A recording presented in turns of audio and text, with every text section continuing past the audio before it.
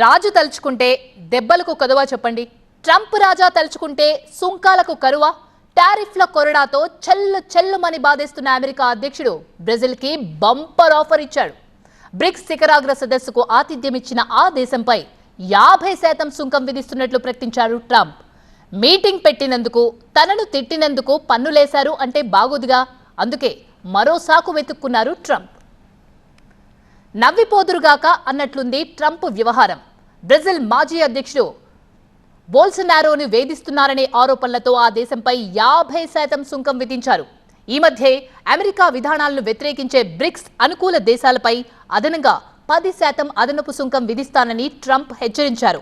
దీనికి Brazil president serious గా react అయ్యారు. ఈ ప్రపంచానికి చక్రవర్తి అవసరం లేదు అంటూ బ్రెజిల్ అధ్యక్షుడు ఖరాఖండిగా చెప్పేశారు. దీంతో ట్రంప్ ఈగో హట్ అయింది. బ్రెజిల్పై విధించిన 50% సుంకాలు ఆగస్టు 1 నుంచి అమల్లోకి వస్తాయని ప్రకటించారు అమెరికా అధ్యక్షుడు.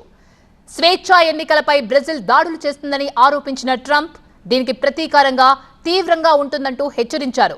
బోల్సనారోపై జరుగుతున్న విచారణ నిలిపివేయాలని డిమాండ్ చేశారు. బ్రెజిల్ వాణిజ్య విధానాలపై ఎంక్వైరీ చేస్తామని వార్నింగ్ కూడా ఇచ్చారు. కెనడా తర్వాత అమెరికాకు అతిపెద్ద ఉక్కు ఎగుమతిదారుగా ఉన్న బ్రెజిల్ ట్రంప్ చర్యలను చట్టపరంగానే ఎదుర్కొంటామంటోంది.